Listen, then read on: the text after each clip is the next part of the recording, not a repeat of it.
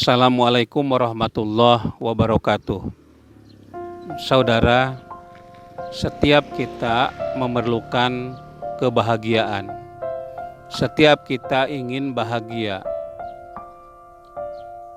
Hal yang penting diketahui untuk mencapai kebahagiaan yaitu sebab-sebab atau faktor-faktor yang mempengaruhi kebahagiaan itu sendiri. Ada 3 yang menjadi sebab atau faktor penentu kebahagiaan.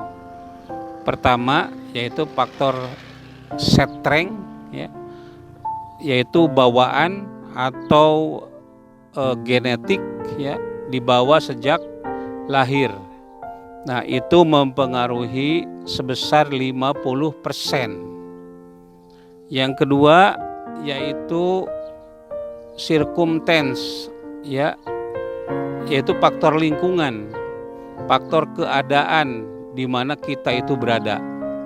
Dan yang ketiga, yang terakhir yaitu voluntary activity, kegiatan yang merupakan pilihan Anda. Anda sebetulnya bagaimana berperilaku, itu mempengaruhi. Nah, yang pertama itu 50%, yang kedua yaitu faktor lingkungan cuman 10%, kecil sekali. Nah, yang ketiga yaitu mengenai kegiatan yang Anda pilih, itu mempengaruhi 40%, jadi cukup besar ya. Nah, yang pertama tadi faktor yang mempengaruhi kebahagiaan yaitu faktor strength ya, yaitu faktor bawaan atau genetik. Islam mengajarkan agar kita memilih pasangan.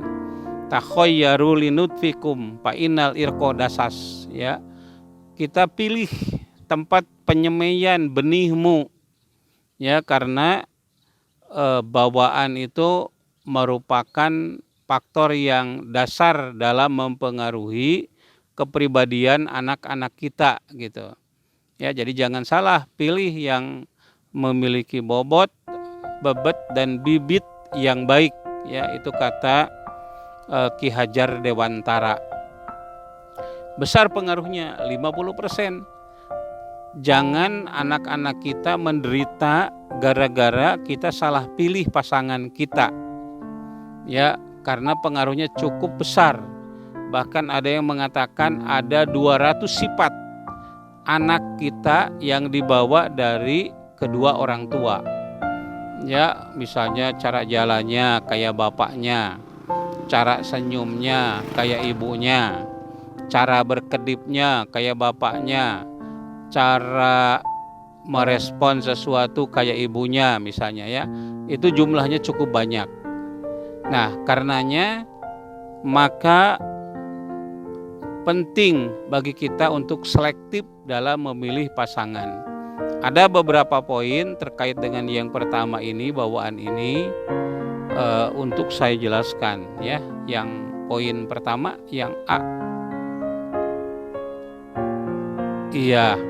Jadi yang pertama itu yaitu kita menjelaskan tentang ada orang-orang yang memiliki kepribadian introvert, ya, ada yang memiliki kepribadian yang ekstrovert.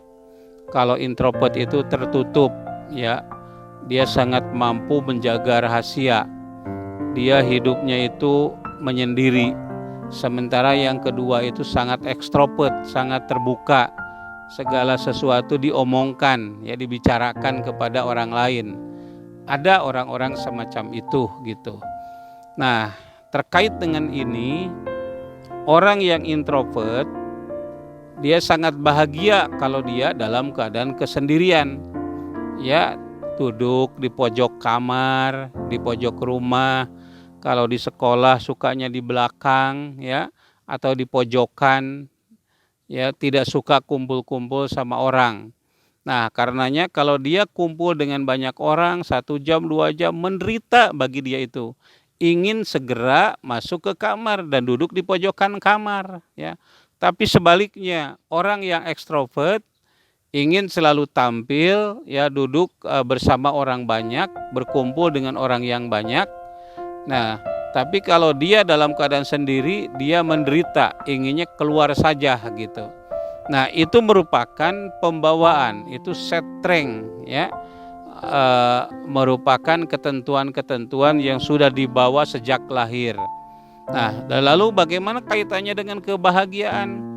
Orang yang introvert akan bahagia kalau dia dalam keadaan sendiri.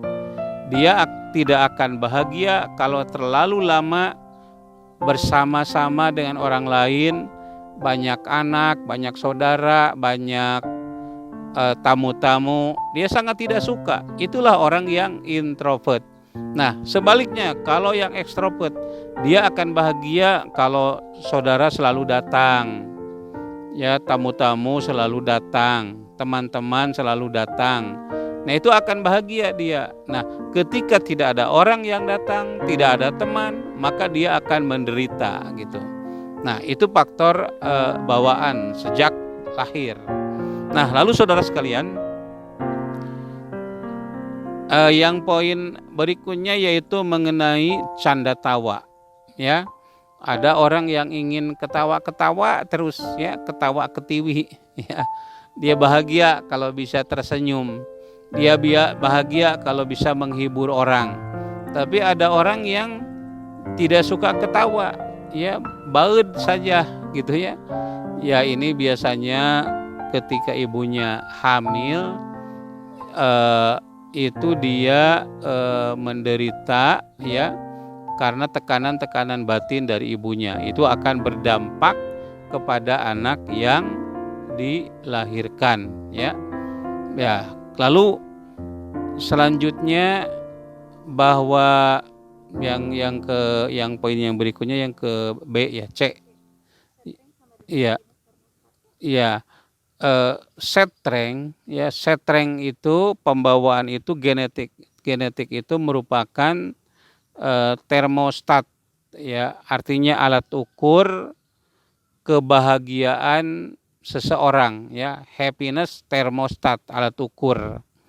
Nah, karena apa tadi saya katakan orang yang sejak dilahirkan tertutup, ya, dia tidak bahagia kalau dia itu bersama dengan orang lain, banyak orang, ya, bercanda tawa. Sebaliknya orang yang ekstrovert akan bahagia kalau banyak orang, kalau dia canda tawa. Nah, karena itu merupakan alat ukur, ya, sebagai happiness thermostat, ya. Nah, lalu saudara sekalian, setreng itu merupakan, ya, mangga. Ya, ini mohon maaf, ini saya berada di pinggir jalan kampung di sekitar tempat saya tinggal, ya, di daerah Green Geraha Sukagali, ya. Saya nyaman dengan kondisi tempat yang seperti ini. Saya tidak tahu genetik saya mungkin suka di tempat yang seperti ini karena udaranya masih asli, ya, kemudian lingkungannya juga asri, ya. Di sini kita dapat menemukan inspirasi, ya, pikiran-pikiran kita gitu. Nah, saudara sekalian, ada beberapa hal yang dipandang dapat menimbulkan kebahagiaan, ya. Padahal sesuatu tersebut sebetulnya tidak bisa menimbulkan kebahagiaan, ya. Ada beberapa itu, antara lain apa itu? Yang poin ini saya tidak sendirian, ya, di sekitar Anda itu ada yang memberikan informasi kepada saya. Poin D, poin C, poin D, poin E apa itu? Ya, ya, di antaranya orang menganggap para pemenang lotre itu bahagia. Hanya sebetulnya, ya, memang bahagia, tapi hanya sekejapan saja. Ya, terus apalagi? Ya, orang yang terkena bencana itu akan menderita, ya. Ya, kekayaan, daya tarik fisik, ya. Ya, kesehatan fisik, terus apa lagi? Jadi orang yang mendapatkan lotre katanya dia akan bahagia. Memang betul akan bahagia, tetapi cuma sekejap saja. Setelah itu dia akan berpikir lagi untuk kembali mendapatkan lotre. Nah, justru ini membuat dia tidak bahagia. Dia sengsara dalam keadaan seperti itu. Kemudian orang yang terkena bencana. Mungkin Anda merasa bahwa orang yang terkena bencana itu sangat drop, sangat sengsara, turun tingkat kebahagiaannya. Nah, ternyata setelah diteliti oleh para pakar, ya, antara lain oleh Martin Seligman, bahwa orang yang terkena bencana memang turun tingkat kebahagiaannya, tapi hanya beberapa saat saja. Setelah itu mereka bergembira ria, mereka bercanda tawa, mereka sangat bahagia. Nah, demikian juga orang yang memiliki kekayaan. Ya, kaya itu membuat orang bahagia. Ternyata penelitian membuktikan ya, negara-negara yang kaya, masyarakatnya itu tidak merasa bahagia. Justru negara-negara berkembang atau bahkan negara-negara miskin, bangsanya atau rakyatnya itu berbahagia, ya. Nah, itu jadi kekayaan itu tidak menimbulkan kebahagiaan. Nah, termasuk kesehatan fisik, ya. Ya, orang yang sehat fisiknya memang dia bahagia, tapi kebahagiaannya sesaat saja gitu. Tidak selama-lamanya dia bahagia dalam keadaan sehat.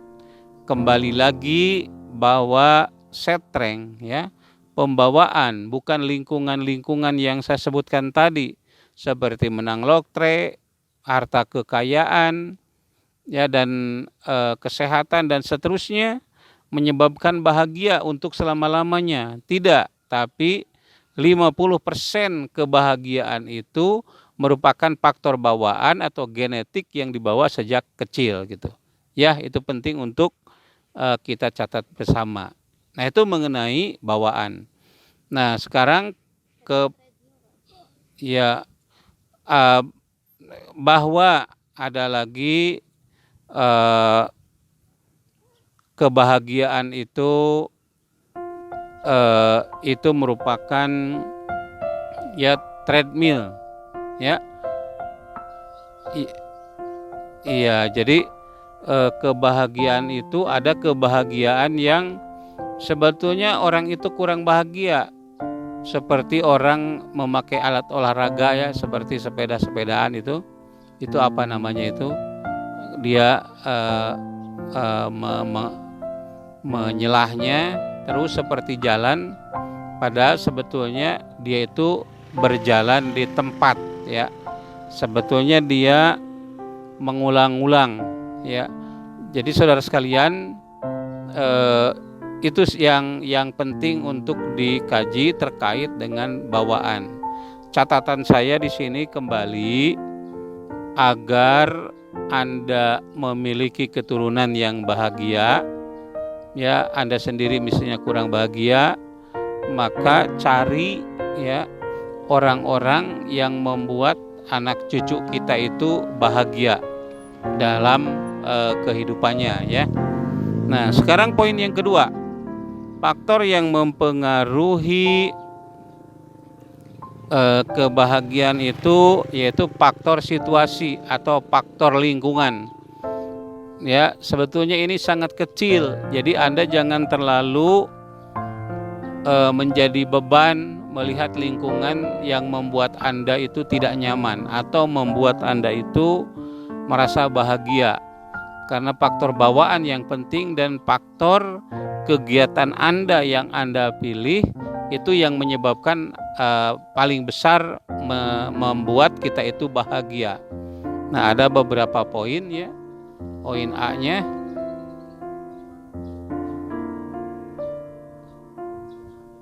Ya, ya, yang mempengaruhi ini kata seorang peneliti ya.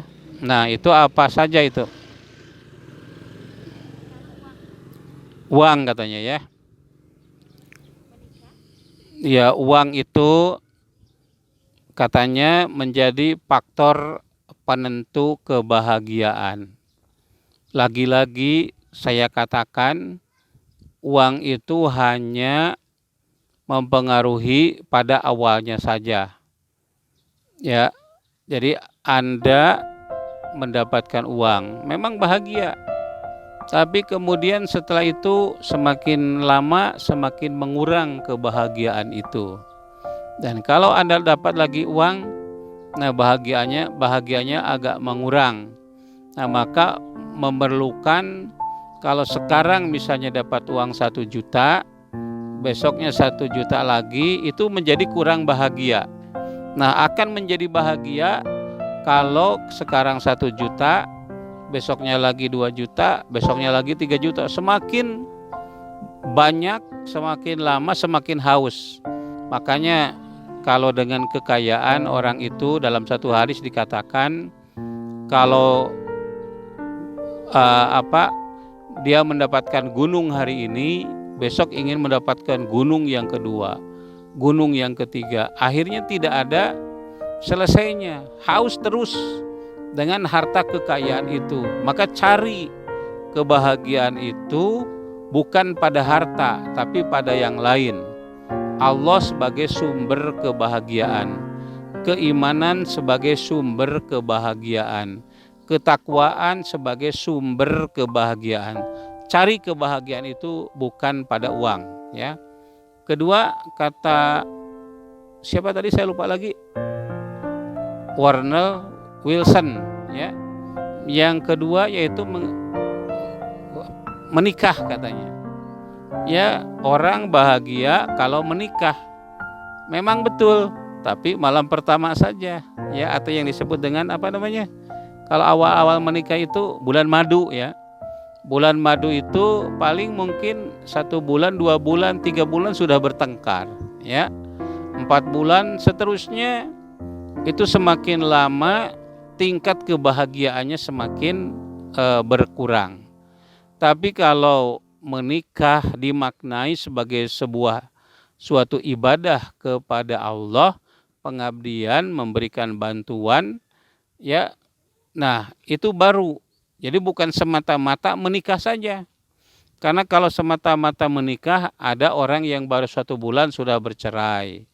Ada yang 3 bulan sudah bercerai. Kalau tidak bercerai sudah bertengkar. Bertengkarnya pun dahsyat yang mempengaruhi kepada hubungan keluarga, hubungan suami istri, ya, sampai waktu yang cukup lama gitu. Nah, jadi jadikanlah nikah sebagai sumber penyebab timbulnya kebahagiaan, tetapi bukan hanya semata-mata menikah gitu ya. Nah, kemudian selain menikah, katanya berusia muda itu juga simbol bahagia. Jadi saya sekarang usianya rahasia ya. 10 tahun yang lalu, 20 tahun yang lalu saya masih muda gitu ya. 30 tahun yang lalu apalagi saya masih sangat muda gitu ya. Mahasiswa semester 1-an mungkin pada waktu itu. Apakah saat muda itu bahagia? Ya tentu tidak. Ya, pada saat muda itu orang bisa mejeng-mejeng di pinggir jalan, dan itu tidak dialami oleh orang tua. Nah, pada saat muda itu orang tidak stabil, ya. Keinginan-keinginan banyak, tidak tercapai, maka banyak menguras kebahagiaannya, artinya mengurangi kebahagiaannya. Nah, kalau bertambah umur, keinginan tidak begitu banyak, ya. Tapi ada juga ya yang tua-tua keladi, semakin tua semakin jadi, semakin banyak keinginannya. Tapi pada umumnya orang yang bertambah umur itu keinginannya berkurang. Nah, oleh karena itu dia merasa bahagia dengan apa yang ada. Sementara pada saat dia muda selalu bergejolak, ya, emosinya tidak stabil, keinginannya tidak stabil, cita-citanya banyak yang tidak mungkin untuk dia capai, tidak realistis dalam menghadapi situasi, tidak realistis dalam menerima diri, dan tidak realistis dalam menilai prestasi diri. Akibatnya apa? Akibatnya dia tidak bahagia. Jadi bohong, muda itu bahagia. Justru banyak orang yang tua justru lebih bahagia gitu. Nah, lalu selain daripada usia muda, apa lagi? Ya, sehat katanya. Ini sudah saya jelaskan. Orang yang sehat, apakah betul bahagia? Iya, betul. Tapi kebahagiaannya itu tidak lama, ya. Maka dia perlu perjuangan untuk mencapai sesuatu yang dia inginkan akibat kesehatan itu. Maka manfaatkan waktu sehat itu untuk kebahagiaan manakala dia dalam keadaan sakit, ya. Waktu muda manfaatkan dengan sebaik-baiknya, jangan hanya mengikuti gelora emosi atau perasaan, ya, untuk nanti stabil setelah masa tua, ya. Sehat katanya. Kemudian berikutnya, biar terdidik baik atau well educated, ya. Orang yang terdidik baik, apakah itu bahagia? Orang yang S2, S3 itu bahagia? Ya belum tentu. Masih banyak orang yang pendidikannya rendah, hidupnya nyaman, hidupnya bahagia, ya. Tidak banyak keinginan yang berlebih-lebihan. Jadi orang yang berpendidikan tinggi, ya, berdasarkan hasil penelitian dari pakar itu ternyata tidak membuat dia itu bahagia. Ada yang profesor bunuh diri, ya. Ada yang dokter bunuh diri, ya, macam-macam lah. Jadi pendidikan tinggi itu tidak menyebabkan orang itu serta-merta menjadi bahagia. Ya, lalu ya, jenis kelamin atau perempuan. Ada orang bilang lebih bahagia laki-laki. Laki-laki itu tidak mens. Laki-laki lebih dikuasai akal pikiran dan seterusnya. Padahal tidak demikian adanya. Perempuan itu lebih menghayati terhadap kehidupannya. Antara lain fungsi otak kanannya dan fungsi otak kirinya berjalan secara seimbang. Ini berbeda dengan laki-laki. Laki-laki yang berfungsi banyak otak kanannya. Ya, jadi tidak seperti perempuan. Nah, oleh karenanya, ya, laki-laki atau perempuan, ya, sebetulnya tergantung kepada faktor-faktor lain. Ya, bukan karena laki-lakinya, bukan karena perempuannya. Ya, tetapi bagaimana bawaan dia atau settingnya. Lalu bagaimana pilihan-pilihan kegiatan yang dia pilih gitu. Nah, itu ikut mempengaruhi sangat besar terhadap kebahagiaan seseorang. Jenis kelamin, lalu ya, tingkat intelijensi, kecerdasan. Apakah orang yang cerdas itu bahagia? Belum tentu. Ya, orang cerdas bahagia, orang bodoh menderita, belum tentu, ya. Ada yang cerdas menderita, yang bodoh bahagia. Ada yang bodoh menderita dan orang cerdas bahagia. Jadi tergantung faktor-faktor lain. Nah, carilah kebahagiaan itu sekali lagi pada hal-hal lain, ya, terutama melalui keimanan dan ketakwaan seperti yang dijelaskan oleh Imam Al-Ghazali, atau ma'rifatullah seperti yang ya, Al-Ghazali juga begitu, ya. Ya, atau Zunun Al-Misri, ya, mahabbah, cinta kepada Allah seperti yang dimiliki oleh Robi'ah Al-Adawiyah gitu. Ya, ya, berikutnya religius. Nah, keagamaan. Keagamaan seseorang memang menjadi faktor penentu kebahagiaan. Tetapi apakah semua orang yang memiliki keagamaan yang kuat itu bahagia? Belum tentu. Akan dipengaruhi oleh bagaimana cara dia beragama. Bahkan ada yang beragama menderita. Kenapa? Melihat si ini salah, ini kafir, ini kufur, ini munafik, macam-macam. Suuzon, ya, merasa diri yang paling benar, yang lain salah.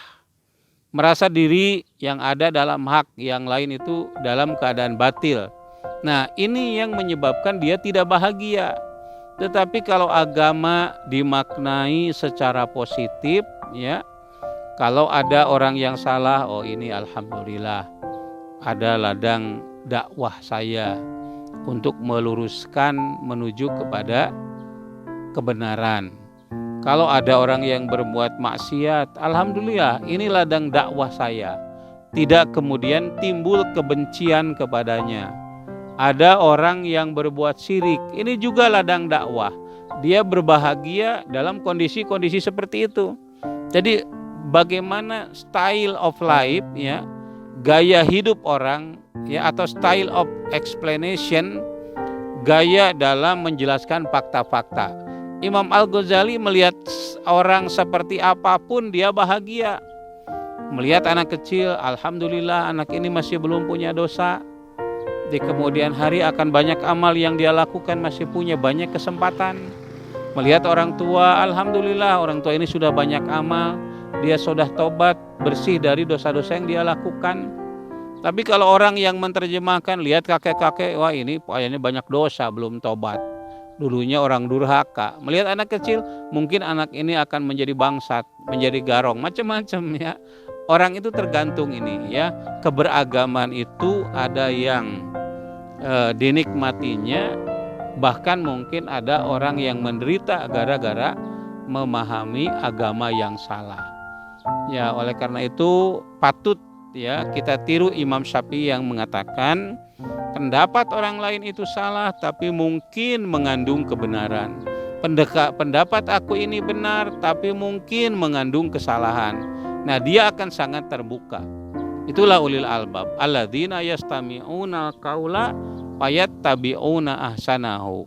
Dia mendengar pendapat orang lain yang banyak itu, lalu diikuti yang paling baik dari pendapat itu. Nah, ini di samping saya ada sepeda motor, di kiri di kanan saya itu ada burung-burung yang berterbangan, burung-burung kecil, ya. Saya bahagia dengan keadaan ini, hanya dengan burung-burung kecil. Pesawahan yang burung-burung itu bertasbih kepada Allah, pesawahan yang memberikan kesegaran pada napas saya dapat menghirup oksigen pemberian dari Allah Subhanahu wa taala. Nah, kembali saudara sekalian, tadi religius, ya, keberagamaan. Ini jangan salah nih, keberagaman kita kok agama tiap hari memaki orang, ya. Bukannya agama itu mengajak, bukan ngejek. Ya, begitu. Lanjut, selain religius apa tadi? Ya, kehidupan sosial dan emosi negatif. Sumber kebahagiaan itu antara lain orang bisa bergaul, bisa berkumpul dengan orang lain, bisa menolong sesama, bisa membahagiakan tetangga, bisa membahagiakan pasangan. Itu sumber-sumber kebahagiaan. Lalu bagaimana dengan emosi negatif, ya? Ya, emosi negatif itu seperti sedih, bingung, ya. Itu kan otak mamalia, ya, otak yang ada pada binatang mamalia. Kalau tadi ada anjing di belakang saya tidak tahu nih, itu kan binatang menyusui. Anjing itu ada sedihnya, ada marahnya, ada bingungnya. Termasuk kambing-kambing yang ada di sekitar kita, gitu. Nah, tetapi emosi yang ada pada manusia itu berbeda dengan emosi yang ada pada binatang. Emosi pada manusia itu akan dimaknai, ya, pada di kemudian hari apa manfaat dari emosi yang sudah gitu. Tapi kalau binatang tidak. Kalau manusia itu ada feeling, ya, perasaan yang tersimpan, memori yang tersimpan, emosi yang menjadi kesadaran. Itu tidak dimiliki oleh binatang-binatang. Nah, saudara sekalian, itulah kebahagiaan yang disebabkan oleh emosi negatif.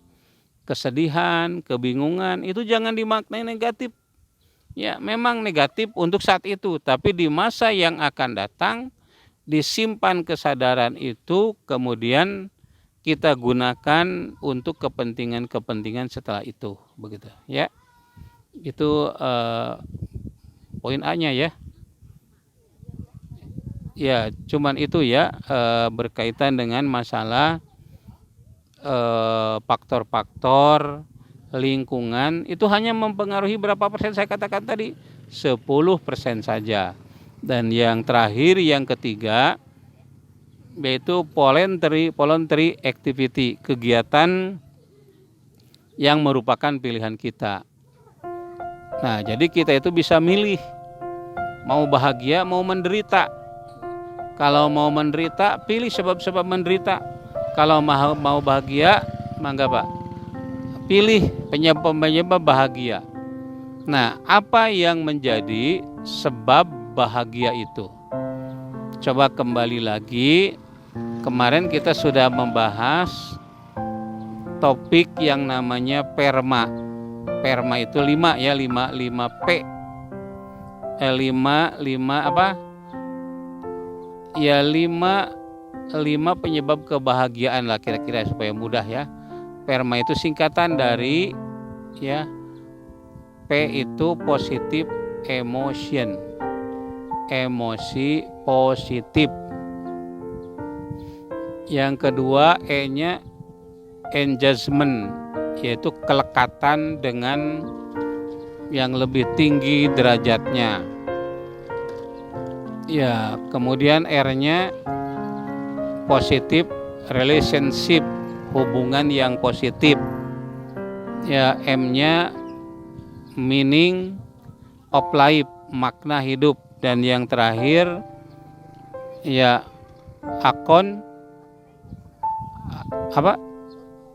accomplishment. Ini jadi saya tidak hafal alias lupa. Nah, yang 5 ini itu merupakan pilihan-pilihan kita. Jadi tidak faktor lingkungan atau eksternal, ini ditentukan oleh diri kita. Nah, ini mempengaruhi berapa persen? 40%, besar ya. Besar itu pengaruhnya. Jadi kalau misalnya dari faktor strength itu 40, berapa 50%, ini 40%. Katakanlah faktor strength itu menyebabkan kita kurang bahagia, ya itu 30% saja kebahagiaannya. Nah, ini ada 40%, jadi bisa 70%. Usaha kita gitu. Kalau yang pertama tadi sulit gitu ya. Tapi yang pertama strength itu sulit untuk kita ubah, walaupun bisa. Nah, tetapi ini yang bisa kita kendalikan. Anda mau bahagia? Silakan simak. Yang pertama adalah emosi positif. Kalau Anda bersedih karena kehilangan orang-orang terdekat dengan kita, ya munculkan emosi positif. Terima kasih kepada Allah, ini adalah titipan yang kau berikan kepadaku. Itu titipan Allah. Innalillahi wa inna ilaihi roji'un. Allahumma ajirni fi musibati wa khlufli khairum minha. Jadi sedih itu adalah emosi negatif. Ya. Sedih itu terhadap sesuatu yang masa lalu. Di antara Anda ada yang menyesali pernikahan masa lalu. Nggak perlu sedih. Kenapa? Itu pengalaman yang dapat kita pelajari. Ya, ada hikmah-hikmah di balik itu semua. Ya, bahwa Anda belum memahami bagaimana psikis dari pasangan Anda.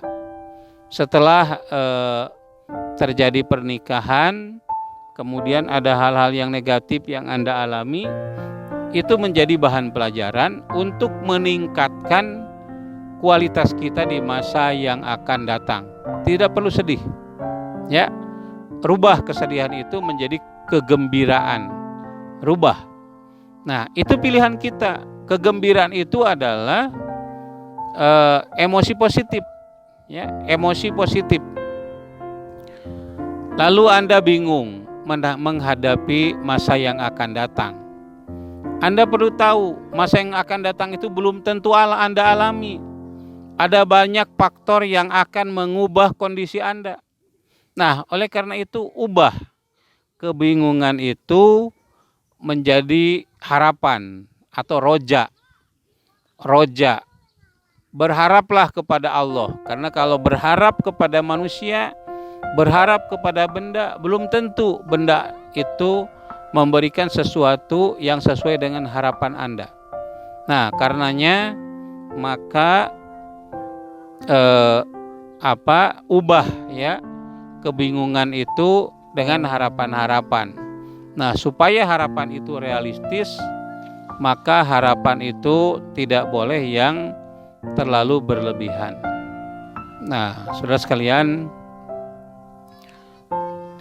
kembali kepada ini di samping saya ini ada anak-anak kecil, ya. Mereka sedang bercanda tawa, bergembira riang, ya. Nah, kembali tadi bingung gitu, ya. Nah, dan seterusnya begitu. Ya. Masa yang akan datang itu belum tentu Anda alami. Ubahlah, ya. Nah, itu yang disebut dengan emosi positif. Ya, kesedihan diganti dengan keriangan, kebingungan diganti dengan harapan, ya. Perlu dicatat ini. Ya, kemudian yang kedua, yang termasuk aktivitas pilihan Anda mau bahagia, ya pilih engagement, yaitu keterkaitan atau keterikatan dengan yang maha tinggi.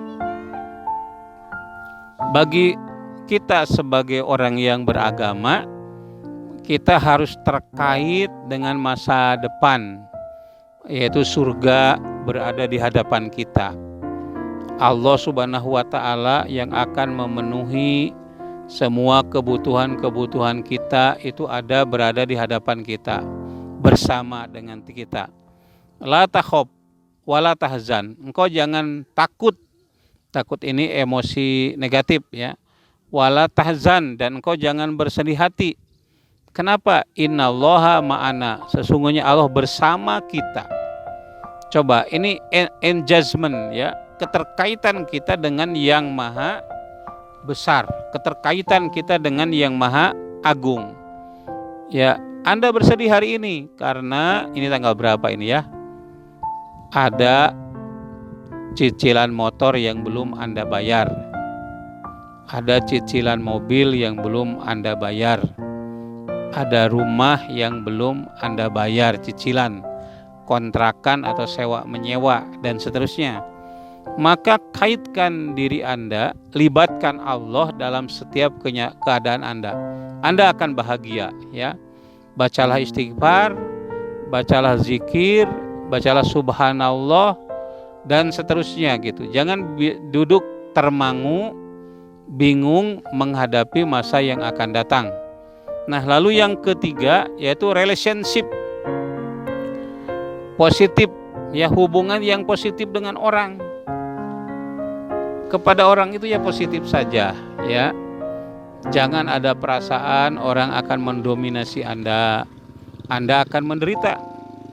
Jangan ada perasaan orang lain itu akan menipu Anda. Walaupun kita tetap harus waspada. Jangan ada perasaan orang itu akan melukai Anda. Tidak seperti itu. Karena apa? Dengan itu Anda menderita. Ya. Saya ingat ketika Nelson Mandela menjadi presiden Afrika Selatan, setelah dia keluar dari penjara. Terus menerus orang yang berkulit hitam itu dianiaya oleh orang yang berkulit putih di Afrika. Ya. Yang menjadi penguasa itu di Afrika orang-orang yang berkulit putih. Lalu perjuangan apartheid dari Nelson Mandela, dia menjadi presiden. Dia mengatakan, aku selama ini dibelenggu dan aku tidak mau sekarang dibelenggu lagi, yaitu dengan dendam kepada mereka. Jadi dendam itu akan membelenggu. Nah, oleh karena itu setelah Nelson Mandela menjadi presiden, maka orang-orang yang berkulit putih diangkat menjadi menteri-menterinya. Coba lihat di Amerika sekarang, ya. Amerika itu sebetulnya diskriminasinya lebih tinggi dibandingkan dengan negara-negara lain, termasuk Indonesia. Kita ini terdiri dari berbagai suku, terdiri dari berbagai bahasa, tetapi kita satu. Ini berbeda dengan di Amerika. Ketika penduduk asli Amerika, ya American Native, ya penduduk asli Amerika yaitu Indian, itu masuk orang Eropa ke Amerika, itu orang-orang asli Indian itu tidak diperlakukan dengan baik oleh orang yang datang dari Eropa. Kemudian yang dari Eropa itu membawa budak-budak yang berkulit hitam.